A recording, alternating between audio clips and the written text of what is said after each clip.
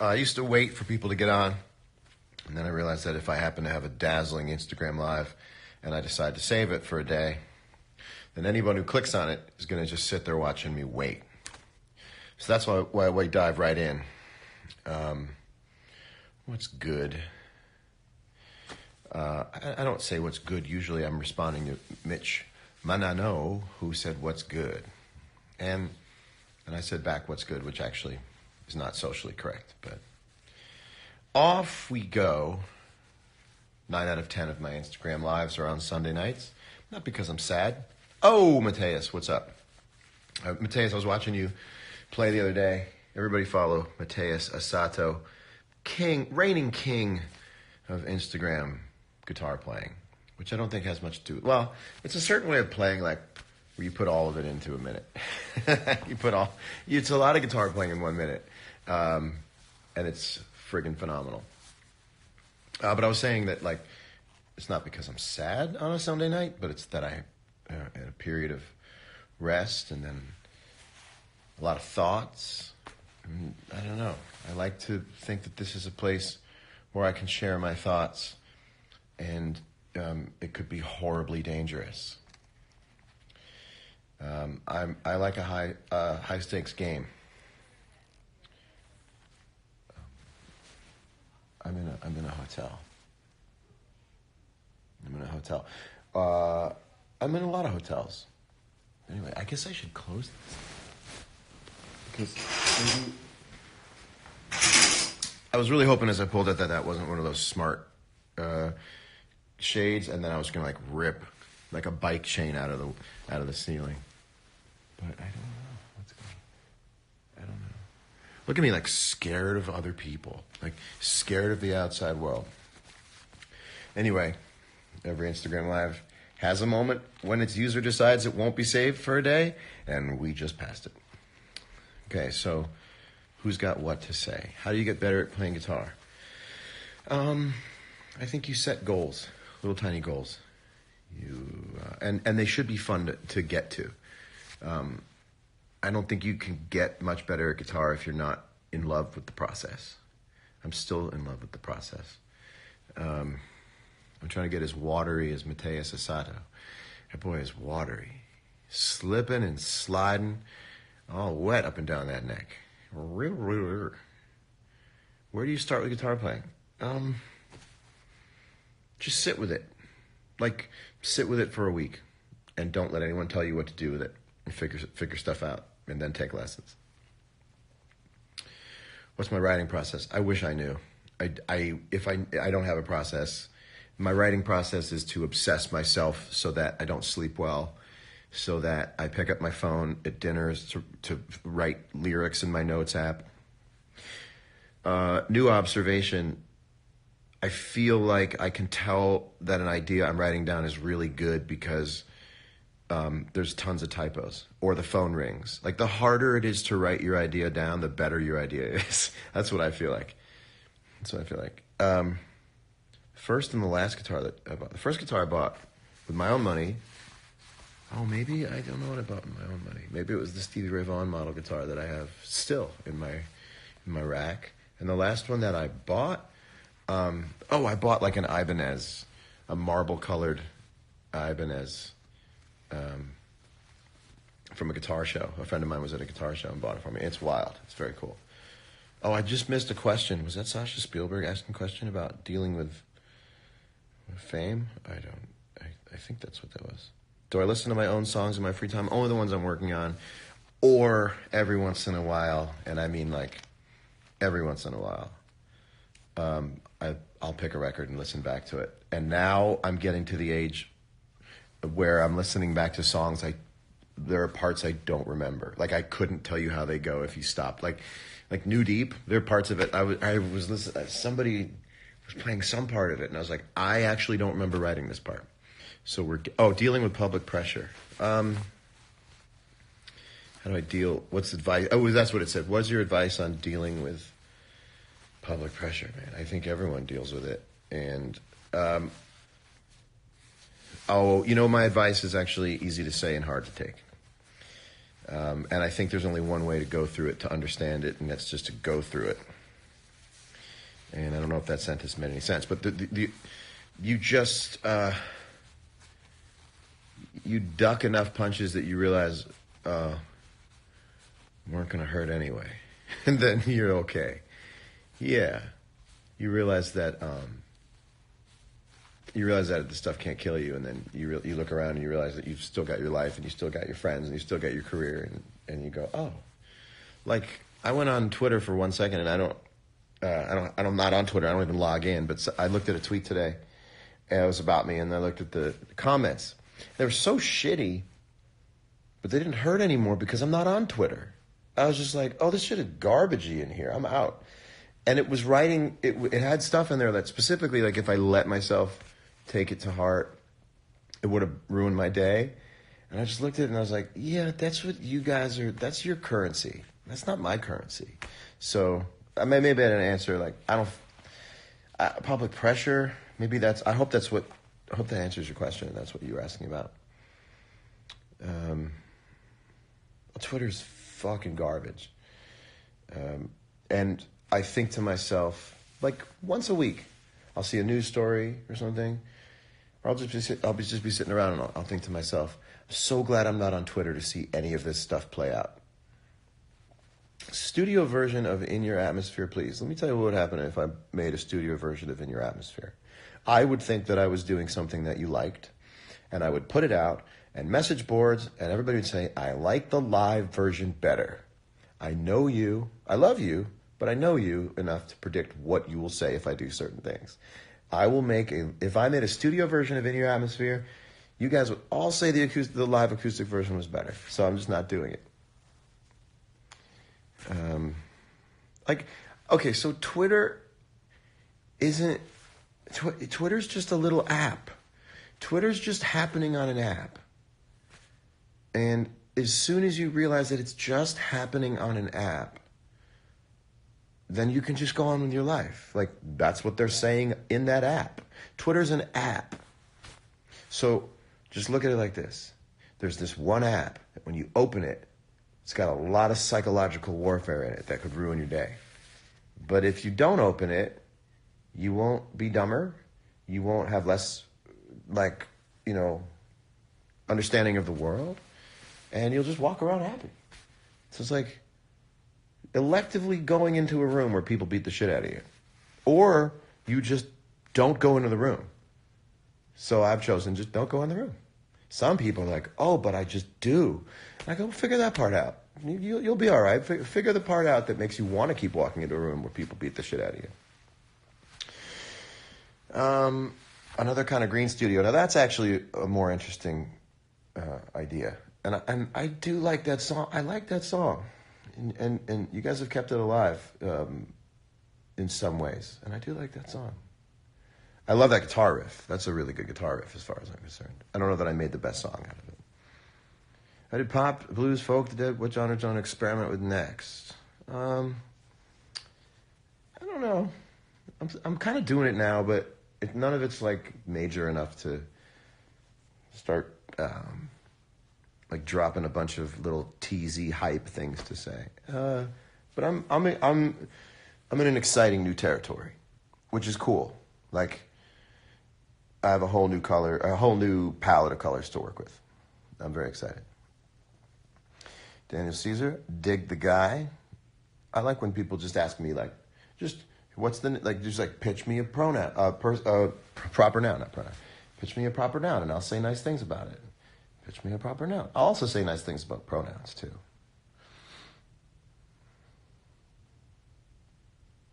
What is my new style? Oh, I don't know. I'll let you guys name it. I've not played any of the Fender Parallel Universe guitars. I've not recorded at Sound City.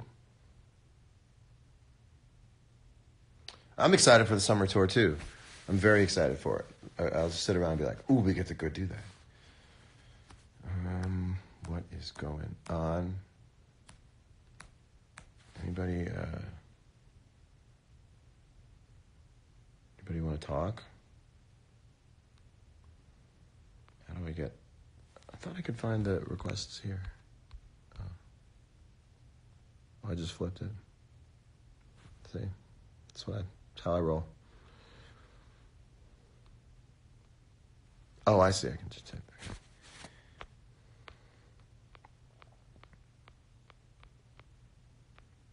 Anybody? Anybody? It is a nice chair. Thank you very much. Favorite song changes all the time. I really like Nice for What right now. Like, I don't know what it is about it. I really like Drake, Nice for What. I really like it. And I like Weekend, a song called Privilege. And I like, what else do I like that's out right now? I like a lot of stuff. It's a really good time for music. It's a freaking good time for music. Yeah, the white, I guess it's a carbon fiber type deal. For you can throw it on an airplane. You can check it. What is pluck and chuck? Someone said, how'd you learn to pluck and chuck? What is pluck and chuck? And someone else said, you can play slice? What are you talking about? Does your shift from alcohol to weed as your preferred drug correlate to your overall progression as a person? Absolutely. Absolutely. Yeah. I am myself all the time. And I don't have downtime. I don't have entire days where I can't get out of bed. Like, I go till I go to sleep, and then I wake up, and it's like flipping a switch, and I'm on, and I'm me. And it's great. It's pluck and chuck. Will someone explain to me? Okay, these questions are killing me. Would you ever collaborate with a fan?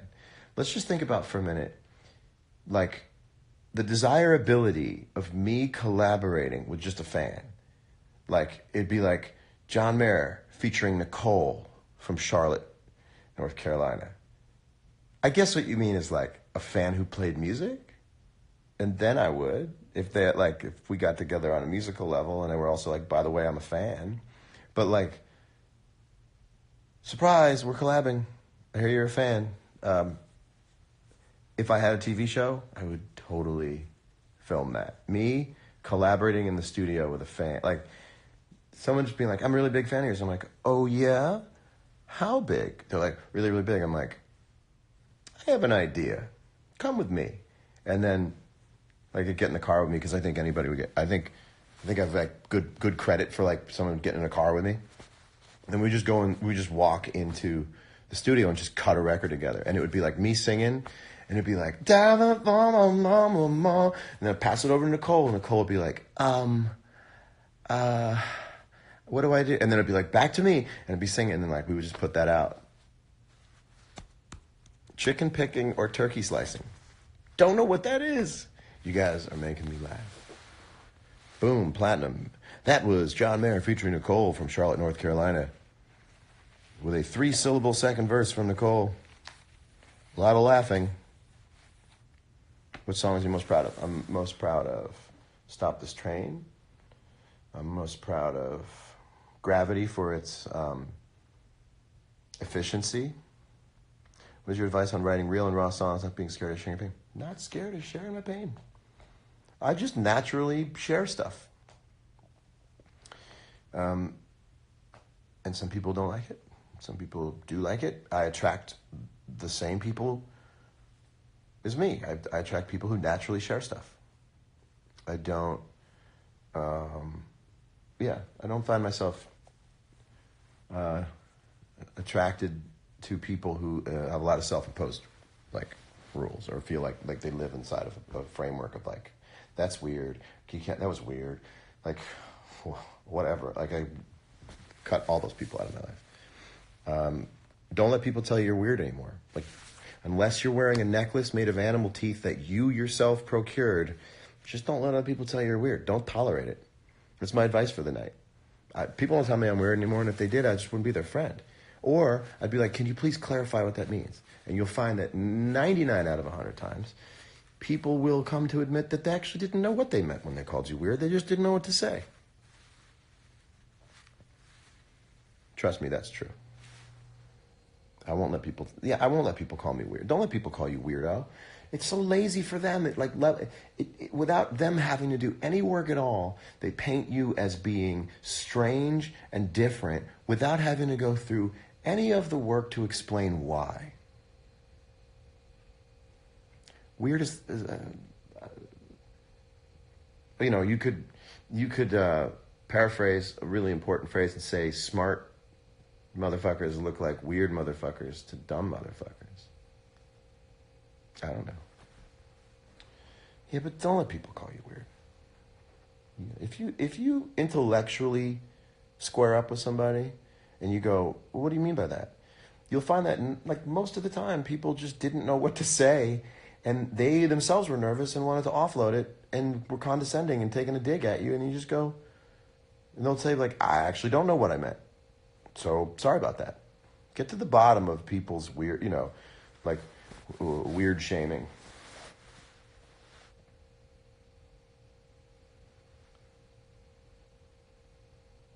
Yes, you can call me handsome. That's very kind of you. Have I ever been in an existential crisis? Great question. That's a Sunday night question. Have I ever been in an existential crisis? Yeah. When I was 22, sort of coming online with being an adult, I went through a period of years where everything got tested. Every nuance of every system in life got tested. What if I freaked out here? I don't think you're 22 if you don't open up a utensil drawer and be like, I could stab myself with all these knives, and how am I not? So my existential crisis was really leaving home and just looking at everything as an option, and the options just becoming really frightening and being like, oh, I could stab myself. Wow, how am I not driving off the road right now? How am I not, freaking out over this or that or that? You're just pushing all the buttons. You're just testing all of it out. That was my existential crisis because it made me crazy. Not permanently, but I got so anxious over time. I just made myself so upset. Stabbing with a spoon would be difficult, but listen, if someone stabbed themselves with a spoon and went all the way with it, I don't know. There's something determined about it, but I shouldn't say that. But stabbed himself with a spoon? Really, really want it out. Do I think inspiration should go with socialization? Kind of I'm looking for that meeting people at all. Oh, I don't think so. You have to socialize. I think. It's a fantasy, of being a reclusive genius, but remember, all those geniuses became recluses after they were outside in the world and then went in. Although I do want to hear music by a boy who was raised by wolves. Do I compare myself to others a lot? Not really. But I get it now. I get my relationship with all things now. I get it. How am I? I'm really good, thank you. What do I think of singing in another language? I think it's muy bien. You like that? Thank you. Am I touring? No, just touring with the Dead and Company. I try to say Dead and Company as much as I can. As some of you know, I slip up sometimes and say The Dead. You guys can say The Dead, but I enjoy saying Dead and Company because I want to be ultimately representative of what's what. Would I ever do a Jeff Buckley cover? I have before. And I love those songs, and I'm sorry he's not here to sing more. Last movie I saw. Good question. Oh, I saw Jumanji, and I loved it. Yeah. What's up, Noah? Noah Sharf. Awesome artist. Check him out. Noah Sharf. Tim Buckley. I knew that was Jeff Buckley's dad, and he was a folk singer, but I never really heard song by song any of the music. Sean's new stuff is really, really, really, really, really, really, really good. I don't watch horror movies, but A Quiet Place is the first ostensibly horror movie that I've wanted to see maybe ever. No, I watched the new Jumanji. The first one I just remember kind of it always being on TBS or whatever, and like trying to key in and understand it, but I couldn't. So that's why I like the newer one. One of the reasons I like the new ones, because I didn't have anything to compare it to. Any new material, album in the works? Remember I put up an Instagram post on New Year's Eve, and I was like, I'm just going to do my thing for a little while. I'm just having an existential crisis. No, I'm not. It's my gap year. I'm just taking it week by week.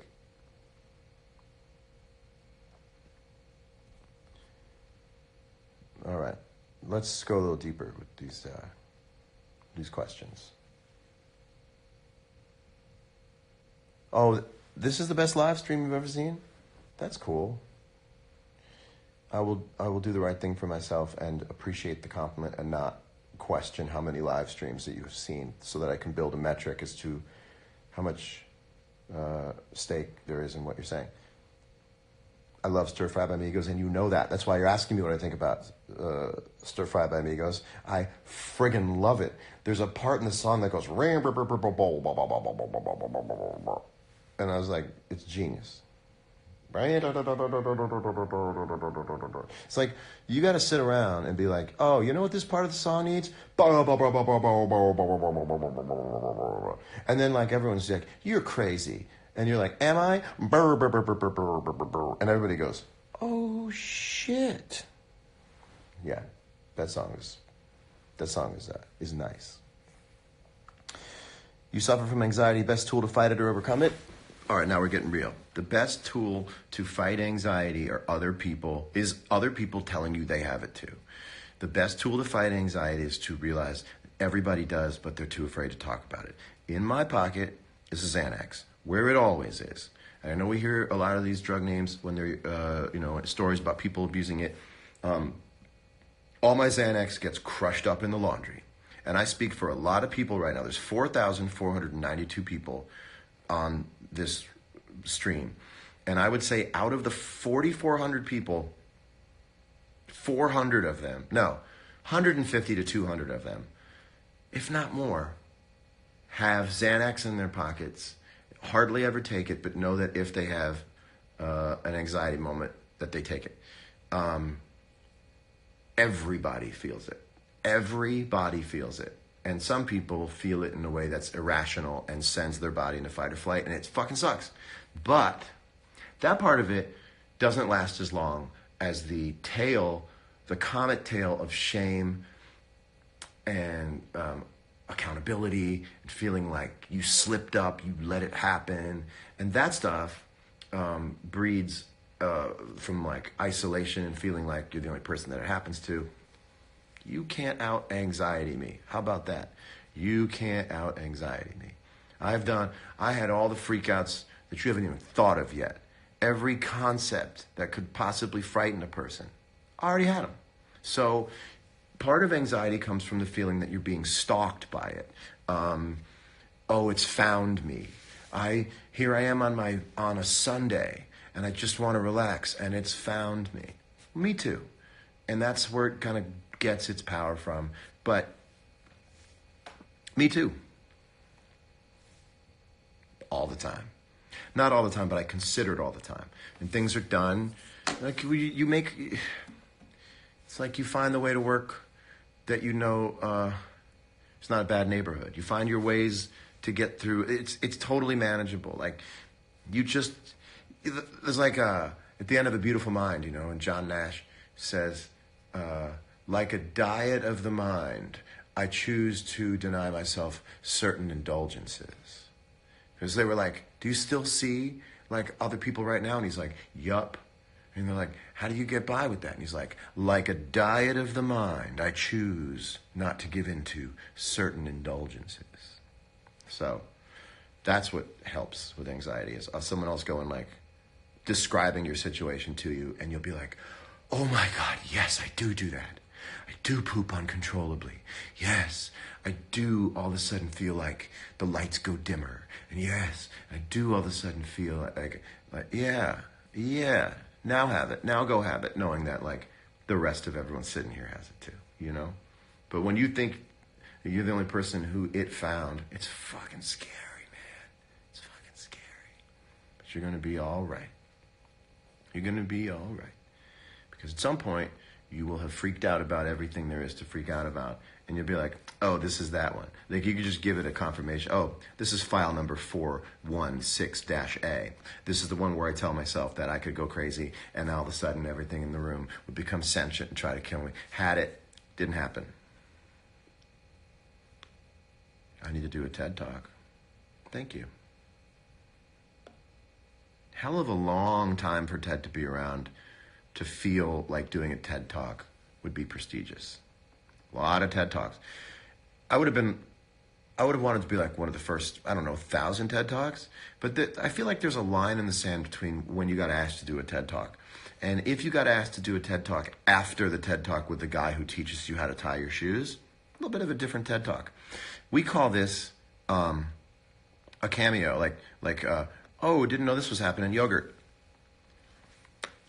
Where'd that come from? My favorite Coltrane song is Central Park West, because it's the most sensitive Coltrane track. I mean, Naim is pretty sensitive, but Central Park West is more sensitive, and he just had a different dynamic than most jazz players. So when he was super sensitive is when I dug it.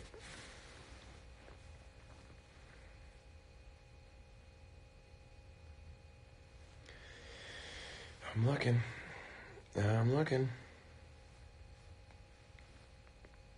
Whoever did the first TED Talk is a funky duck.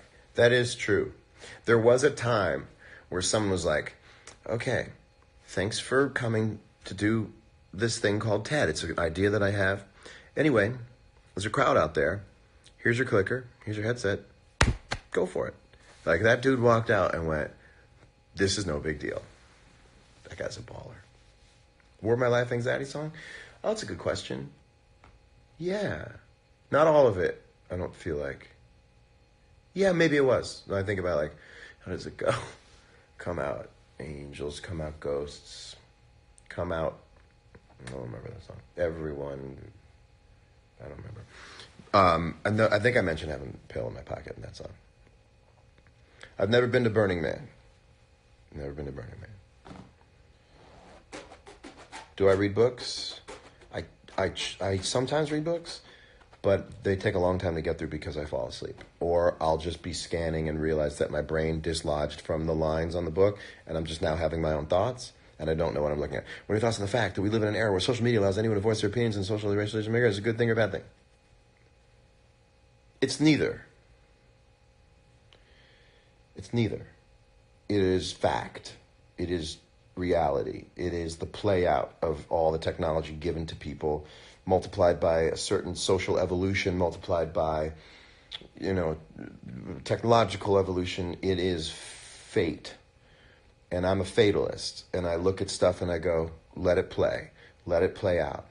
Let it figure itself out. Let this virus, let the healthy blood cells kill the unhealthy bloods, the viral cells, and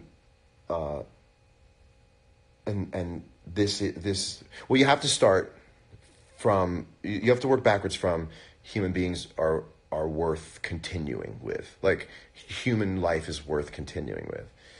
And if you think that, then you think that there is something inside of human beings that is more than 51% good.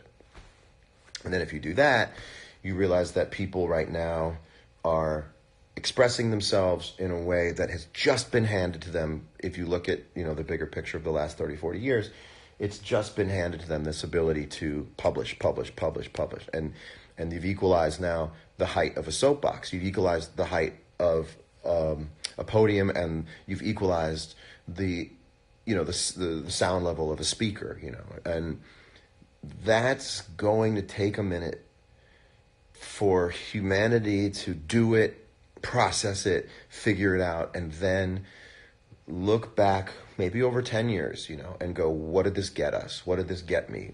How much of this was more than I needed? I'm 40 now, and I look at people who are in their mid-20s, and I go I just hope they're going to remember enjoying any of it, and so it's an experiment, and we'll look back and go, how much of that worked? Now, I think that some of it will work.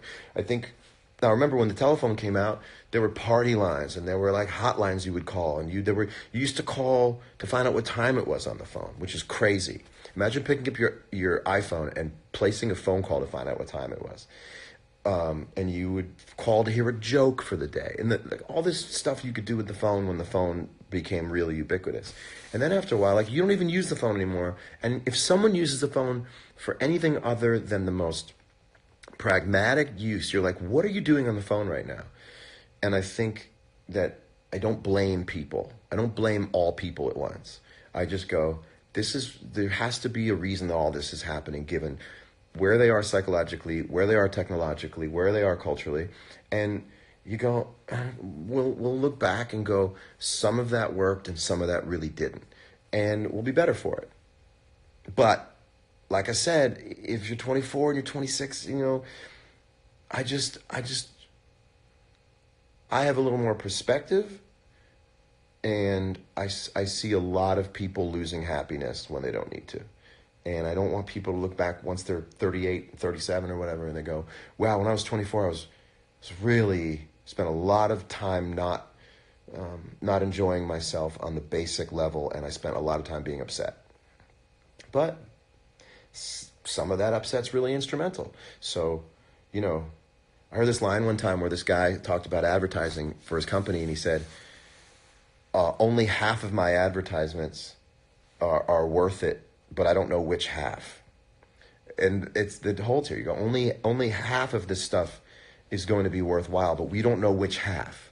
So that's what I say. No, I say, let it play, let all of it play, let it figure itself out, and it's the only thing that age has, is that age has a certain understanding of time that you just couldn't have if you were young. Like, you can never have a young phenomenon who understands time. Ain't gonna happen. Not possible.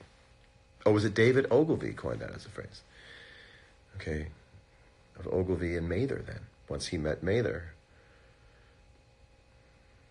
I don't have good advice on choosing a good producer for myself because I kind of work on my stuff, most of my stuff myself.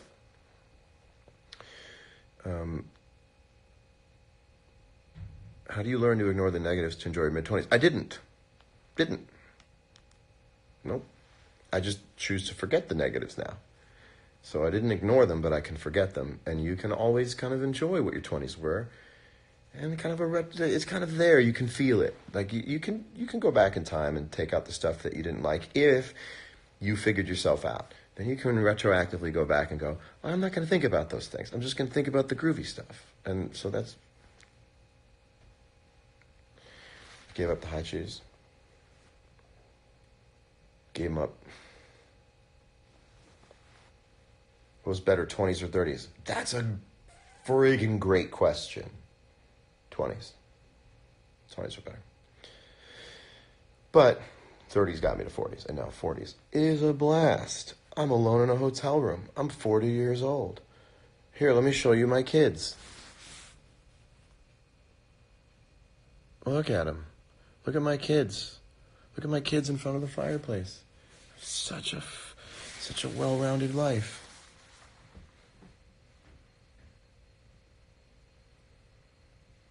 All right. My kids, I gotta put my kids to bed. Thank you. My children are very beautiful.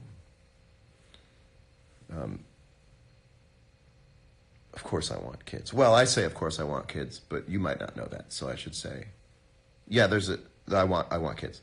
And yes, there's a silver sky in there.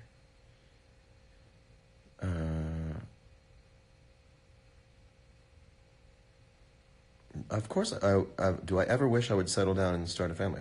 I have that in mind. That might be part of the reason I'm not so eager to jump on the road right now and buying a house and, retire. I think you can retire from certain things in your life. You don't have to retire from all of it. I'm not retiring from the road. I'm just retiring from certain things.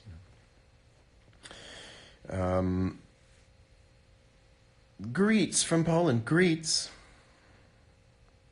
Is Silver Sky really just a Strat with a PRS headstock? Like I said, go get a Strat Photoshop a PRS headstock on it and tell me if you want to play it. The world needs some little mares running around. You don't want some mares. The mares are not going to be running around my house with all the guitars. They might knock them over. There'll be no running in my house. Thank you very much. I was working with Post. He's friggin' great. He's great. Funny individual. Would I have kids without marriage? I like how I read questions out loud, and then by reading them out loud, I was like, oh, I guess I have to answer that one. Really should have read that one quietly and then thought whether or not I wanted to answer it. It's not ideal, but if I met someone who was like too smart for marriage, I could dig it. You know what I mean? Would I ever consider becoming a mayor? Yeah, when I was 4 and I learned what my last name meant. Never thought about it again. Gotta let you know, never thought about it again. Can I be the mom of your kids? Well, since you asked nicely, detail working with Frank Ocean. I just listened to Pyramids again today. I listened to it twice in a row. It's genius. Genius. Everyone's trying to write Pyramids. Everybody wants to write like Frank.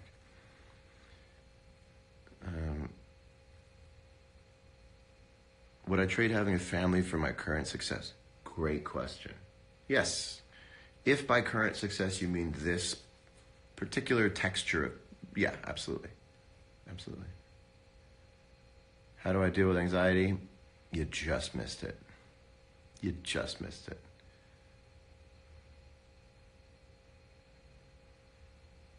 Producing or writing, which do I prefer?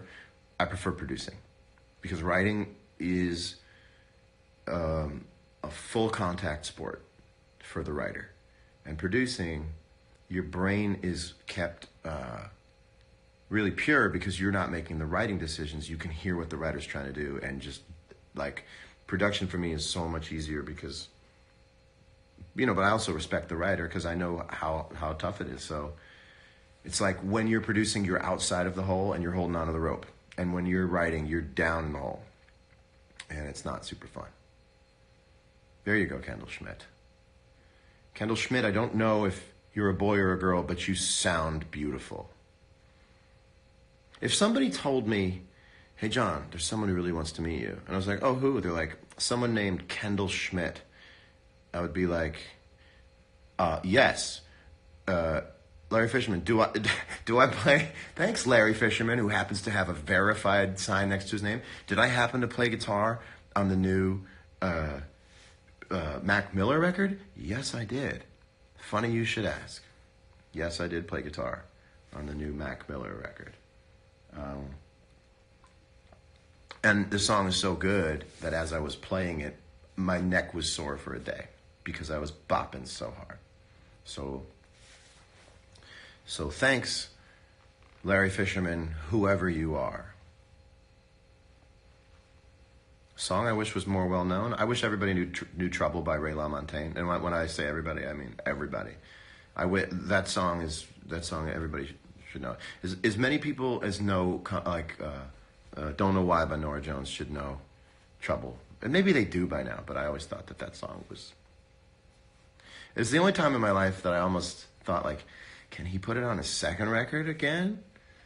There was, I wish I was, In the Blood. Can I put In the Blood on my next record again?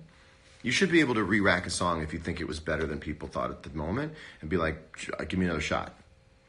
That would be so cool if you were allowed to put, an old track on the next record being like, let's try that again, everybody, because that shit was great, and you missed it. You dang missed it.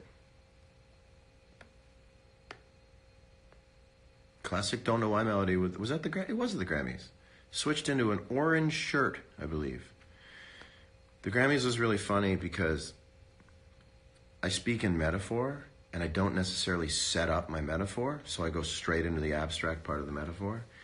And in front of the world, it's 2003 or whatever, early 2002. I don't remember when it was. I think it was early 2003. And I get the Grammy for this for Wonderland, and I'm up there, and I'm like, this is an amazing moment. I was like, I'm a 16-year-old boy in this moment. And to me, it was like, oh, this is just a metaphor. And everybody thought that I was 16, which, so that the next day, everyone was like, and you're just 16. I was like, no, I'm like 23.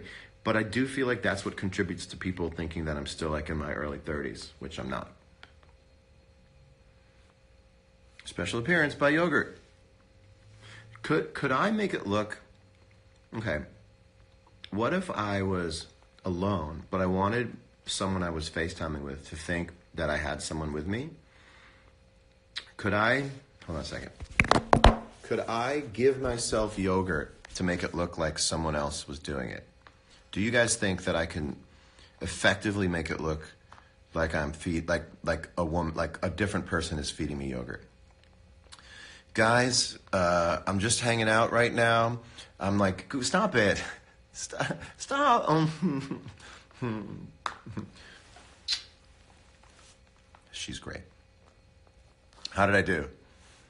How did I do with my invisible girlfriend, Yogurt Pass? All right.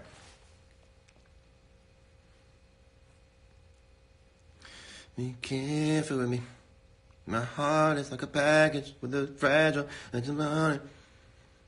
I would have respect for someone who tried to do that. She seems like a gem. By the way, Kendall Schmidt, if someone was like, by the way, Kendall Schmidt's a guy, I'd be like, let me see a picture.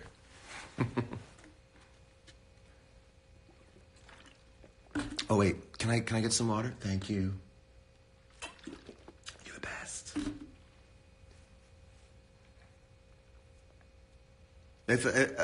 If someone was like, their name is Kendall Schmidt, I'd be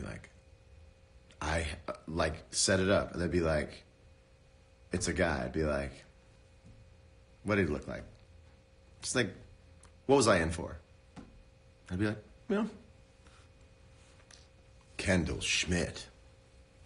Kendall Schmidt. Hey, you know how you know you're at a bad strip club? Is when the announcer says, anyone to the main stage. Anyone. Oh, man. I wrote that joke the other night. Anyone to the shower stage. Anybody. Advice for someone wanting tattoos? I don't want to wreck my body. Well, it seems like you kind of stated your case pretty well there. Don't do it. Because my take is if you don't have any tattoos as of now, don't get any. If you do have tattoos, like, tat it up, fuckers. But if you don't by now, like, don't do it. Because it's more interesting now when someone has unfettered skin.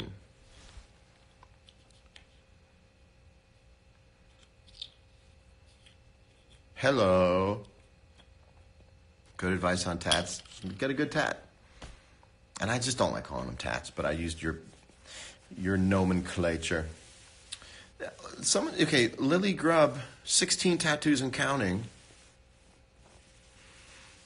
Do you count past a certain number of tattoos? I don't know that I have counted how many tattoos I have. When you're up to 16, 16 and counting. I would have stopped counting at like 6 tattoos. Okay, here's a question for you. And I want real answers. If you never had legs and you were given legs, like at your current age right now, like you now have legs, how long before you stop doing this? And just like everywhere you were going, you were just like, and people would be like, why is he moving like that? And someone else would say to them, that's the boy who just got new legs. And you would just be, and they'd be like, oh, totally get it. How long until you stopped doing it and you were complaining about like the price of pants? Well, Live for Live Music, you probably do dance like that all the time. I hope I would never stop doing that. But I know that at some point I would forget. See, okay, 35 hours is 2 months, probably 6. So I feel like the lower the number is, the more honest you are with yourself. Because I think it's like 2 months. I do think it's 2 months. I think after 2 months, you're complaining about something, and someone is like, "But you just got new legs." And you're like, "Fuck the new legs. Why isn't she calling me back?" But at the end of all this, the moral of the story is, even if you've always had legs, don't forget to just celebrate legs. Celebrate legs. Celebrate. Celebrate legs. Celebrate legs. Celebrate legs. Celebrate legs.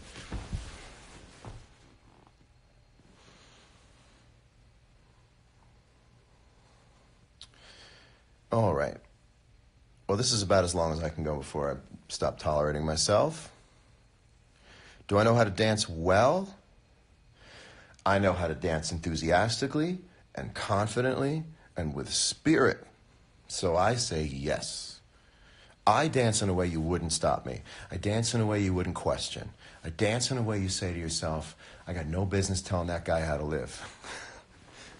That's what I do. Yeah, you watch me dance, you go, I had no business telling him how to be.